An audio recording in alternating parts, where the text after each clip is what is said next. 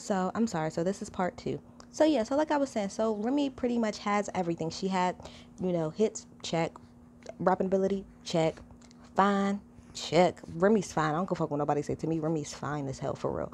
But before she came out, Nicki was very like free Remy. Shout out to the Sheether intro, but we all know that Nicki was very free Remy, Remy, that's my bitch. Da da da da. They both from New York, feel me? So when Remy got out, I really thought it was gonna be a good thing. I'm like, yo, Remy's getting out. Her and Nicki gonna team up. They gonna kill it. It's gonna be both of them. All of this other stuff. And y'all have to go back and watch. Go back and watch the very first fucking interview that Remy, one of the very first interviews that Remy did when she got out. She talked about this. She said, I talked to Nicki and I told her, there's going to be a lot of people trying to say that I'm talking about you and I'm doing this, that, and the third of my songs, but I'm not. If I had something to say, I would say it to you. Trust me.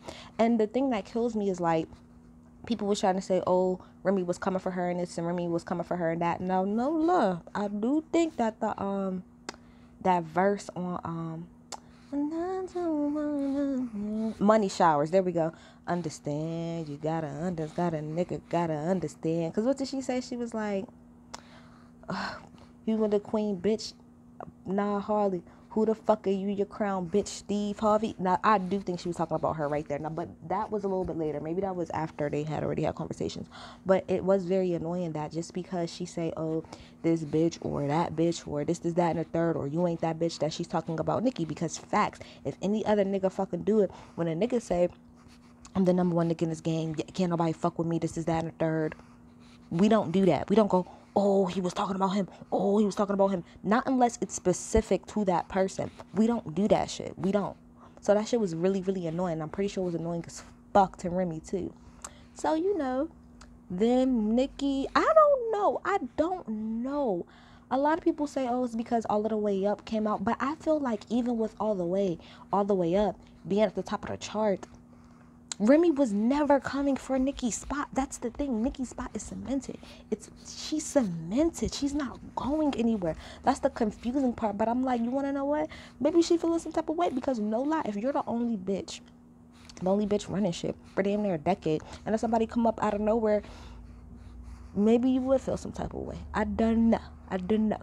So then when Remy, when Nicki had came out and Nicki did the two verses, Nicki did the verse on I believe it's called the Make Love, the remix with Gucci, and then she also did the Jason the fuck no, whatever the fucking fuck song his was. She had the best verse on a fucking song, whatever song that was. Wait, Lali was I don't know, I don't know, but you know what song I'm talking about, the one where she got the all red on and she got the little the metallic glasses. She looked fine as hell. And that verse to me was better than the Make Love remix. But whatever, right? Just sending shots. All types of shots. I'm like, Nicki. Now the number one, let me put my blunt down. This is where Nicholas started to lose me here. Around this whole situation. This is when, to me, she started to lose it. And the reason why in the title I put downfall, I put it in quotes, is because that depends on who you talk to. To me, is she in a downfall? Is this her downfall? Is she never gonna be at the where she was? No, but I feel like this is a rocky patch. This is a rocky patch in her career, which she has never had. Everybody gotta remember that. She's never really had a rough patch. Not in front of the public, because she's been that bitch. The only bitch. Right? Okay. So my main problem with that whole Make Love remix, and honestly her whole stance in that whole thing top to bottom, was the fact that you kept saying numbers. To be the queen of rap, you gotta sell records, you gotta sell plaques. Poor like that so much. I hate that line, but that's what you kept saying. Even when Remy dropped that sheether on your ass, okay, shut up. My dog, I'm sorry, y'all. But when Remy dropped that sheether, that fire, that heat, And I don't really care. Anybody who say that wasn't a good diss, you're hating and you're being biased as fuck. That's just what the fuck it gets down to. Because anybody who actually listens to rap, knows anything about rap, anything about rap battling, you would know that Sheether is a top tier fucking diss track. I'm not saying it's the best diss track of all time, but it's definitely top fucking tier. True or not fucking true, because it's ever, oh, it wasn't even true. There's a whole lot of diss records that's not fucking true. It was true enough. It was enough facts in there. Enough facts. More than enough facts in there. So period. She came through. She shut everything the fuck down with Sheether. And then the first thing, Nicki, I was so disappointed. The first thing you do is hop on Instagram. That's how we're addressing shit nowadays, Nicki. You're from Queens. You're from Queens, New York. You're a rapper. And the way that you respond to another rapper dragging the ever-living shit out of your lace front is to go on Instagram and talk about, oh, how it's all about numbers and numbers this and numbers that, and oh, I talk to you when I want to talk to you. Oh, if you could drop a hit in however many hours without saying the queen's name, I'll give you a bag. She already did drop a hit. It was called All the Way Up without mentioning your name.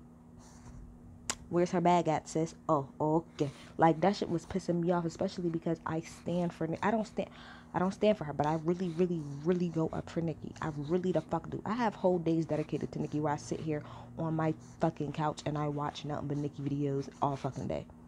That was very fucking disappointing. That was probably the most disappointing I've ever been to her. Then you wait 2 weeks later and you drop No Frauds with Drake and Wayne on it. 2 weeks later,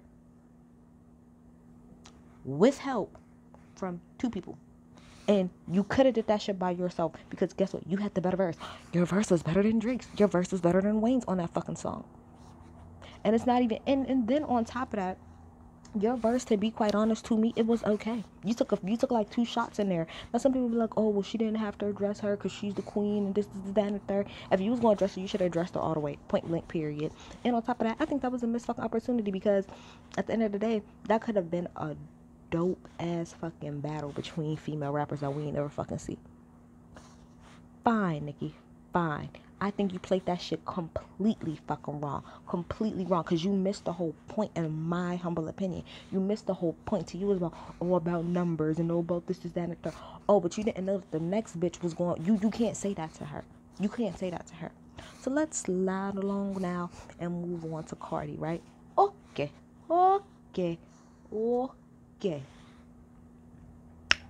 First of all, we all know Cardi came from Insta. She started on Insta, then eventually she got on Love and Hip Hop. Now, I will say this, I did not know anything about Cardi before she got on Love and Hip Hop.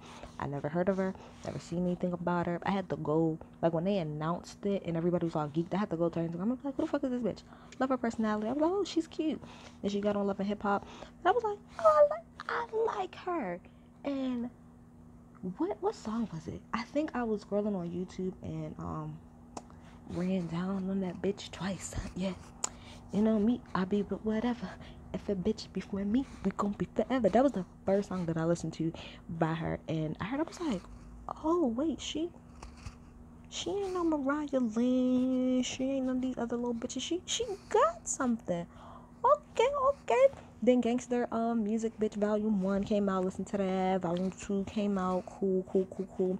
At this point, Cardi started to move along. A lot of people felt like she shouldn't even did the second season of Love and Hip Hop, because a lot of people felt like, girl, you a little bit kind of better than this at this point. And this is before Bodak Yellow even dropped, right?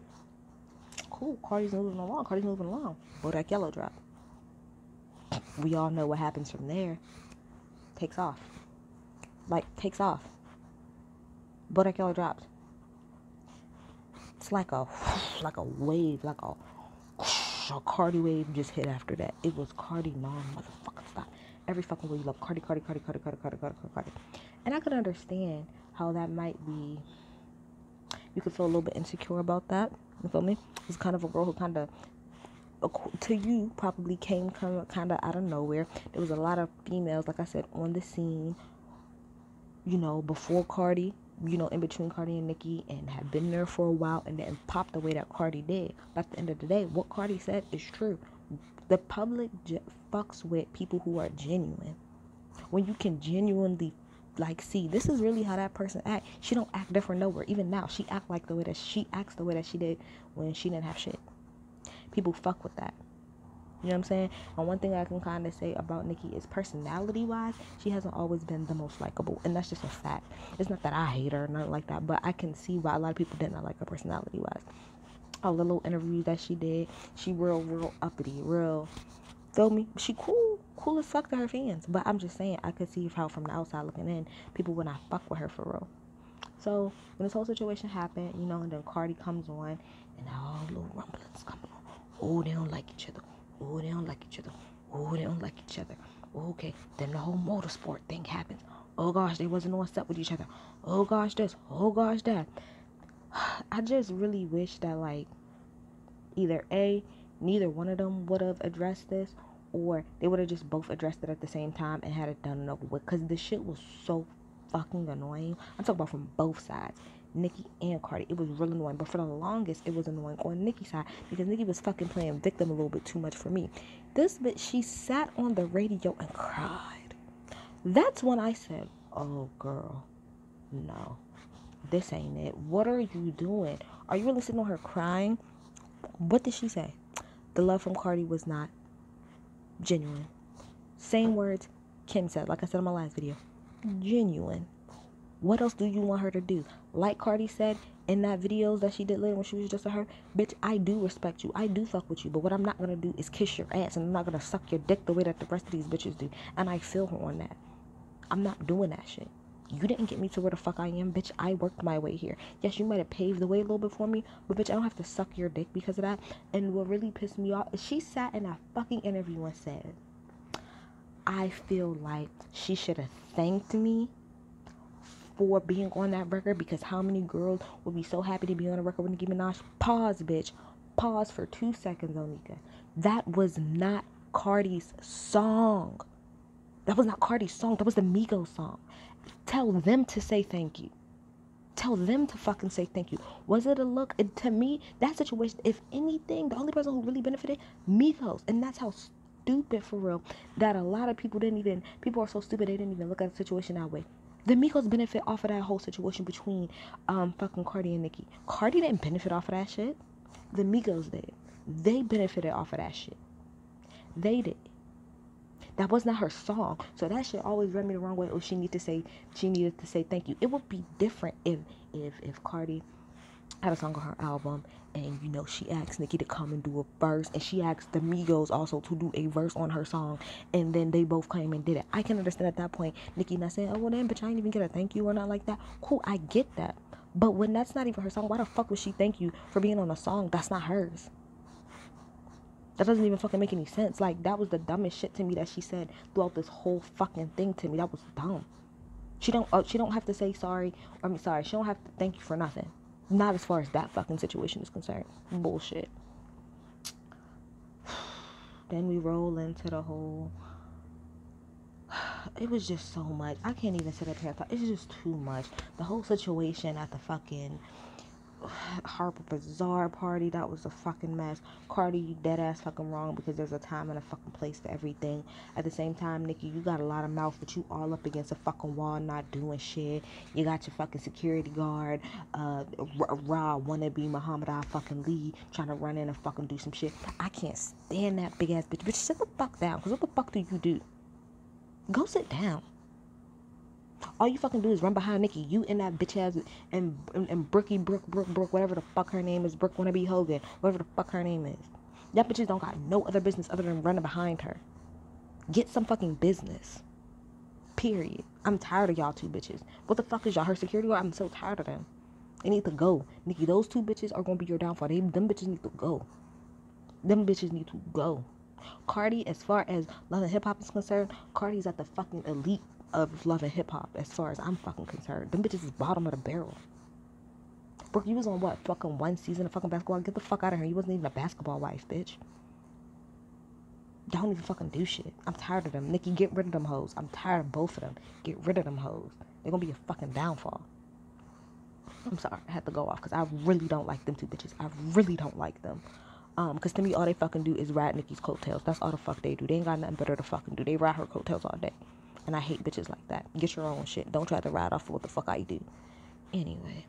So, but like I said, they were both wrong to me in that situation. Cardi, you wrong because there's a time and a place for everything. But Nicki, you got all that mouth. Back that shit the fuck up. I ain't got time for that shit. Back that shit up. Period. Oh, you looked amazing though. Oh, one thing I can say, Nicki, after that shit, oh, bitch, you looked amazing. You looked gorgeous, oh. You looked made the blonde wet hair giving me life outside. You looked amazing after that shit. Whoa, bitch, you look good. But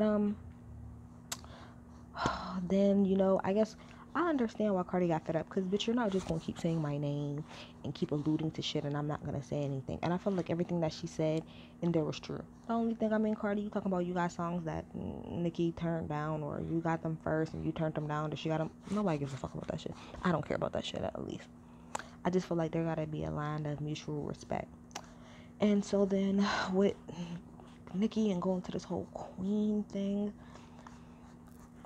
it's just not a good era. You fucking being on Queen Radio is not a good look, sis. And I stand, but it's not a good look. You're looking bitter. You're looking mad. You really was up there going back and forth over Stormy, my nigga, Kylie, and the fact that she was going to support her baby father. It's like, these are all points that I shouldn't even have to say because it's ridiculous. Why would Kylie not? That's her fucking baby's father. Why would she not fucking support him? You won't really use that as a fucking excuse. You're a big mad, but no fucking reason. Who gives a fuck about numbers? You're a fucking legend. You're a fucking icon. It is what it is. You sold. You didn't sell more than Cardi. You didn't sell more than Travis, but you sold. And you sold a lot. You're 10 years deep into this fucking game, and you can still put up those type of numbers. There's not that many people that can fucking do that. There's not that many female rappers that can do that. Why are you sitting here harping on this shit? It's fucking retarded. This whole little queen era, it has to end. So I said, I made all of these long ass videos to say, especially with these canceled tours, and I'm not saying it's her fault, but it's not a good look in the queen era. The queen era is dead. It's done. It's done. It wasn't a good look. It was way too much wrapped around Cardi. No lie. Even the album itself, for a good majority, you kept fucking taking shots at that girl, and it was unfucking necessary. I get it. Like I said, I'm not saying that all of the gripes that she has as far as Cardi is concerned is not valid. Some of them. The only ones I will say to me is valid is the fact that Cardi don't write her own shit. I can understand how that's frustrating when you do. But you also got to understand we're in a different era. So what I cared about and people my age cared about then, people that were my age, people who were at my age, who were 16, 15 now, they don't care about that type of shit. It's just a different era. You just gotta move on. And to me, she's making it worse by you keep fucking feeding into this shit. Cut the fucking Queen Radio shit out, because you look crazy half the time. Cut it out. Just the era needs to be done. Just the whole era. This era in particular, I talked about her whole career all to say that this era in particular is so bad. It's so bad. The album, I'm so sorry, sis, that wasn't it. It was cute, and I had to go back and re-listen, and there are certain songs, of course, that I really, really like. My favorite is Hard White. I'm gonna tell you what I really listen to. Hard White, Thought I Knew You, LLC,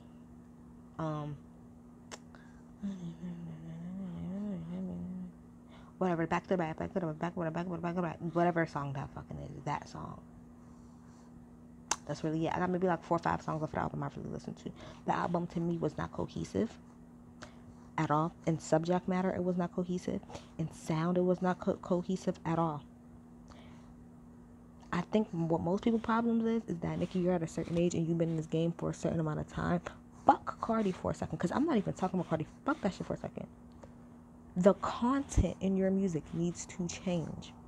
We can't keep hearing about the same shit over and over again. You have to grow up. Just 1 or 2 songs, and I'm tired of y'all barbers. 1 or 2 songs, or even 3 at the most, is not fucking her doing a deep dive. You just broke up with me, and all you can give me is 1 or 2 fucking little songs about the situation. Bitch, if you don't have a fucking cohesive ass fucking album, you named that shit Queen. You should have made it so that nobody has nothing to say about this era or about doubting you being the queen. You are the fucking queen, bitch. Period. But who the queen of right now, the queen of this era, you are the queen, period. But the queen right now of this era, of this section, of this part right now, Cardi has that title right now. And that's why I said, if we want to go back to what you was going back and forth with Remy about, you was talking about sales. Cardi got you in sales times 10. You can't use that shit against her. Now you want to flip it and say, oh, but I write my own rhymes. But when Remy was trying to use that against you, trying to say that she wrote better than you, the first thing you want to say is, oh, well, I got more of this, I got more sales, I got more of this. Now Cardi has more, not more money, but she got, her numbers are better than yours. So now what? At this rate, she's gonna surpass you something serious. It ain't gonna even take her that long. The streaming era that we're in is not gonna take her that long to surpass you. She's about to probably get another number one with Please Me. I guarantee you Please Me probably be number one. Onika, you're the queen. You're the queen. Act like you are the queen. As far as these cancel shows are concerned, girl, it's not your fault, but just I would just end the whole queen era. It's been a train wreck. Cancel the whole queen era. Period. Cancel it out. Take a year off, fuck that light skinned ass man of yours, and then come back and fucking regroup.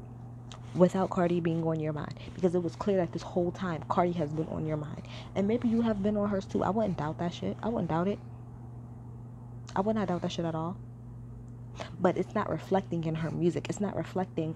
The only thing for real in Cardi's life really fucked up is her relationship, to be quite honest.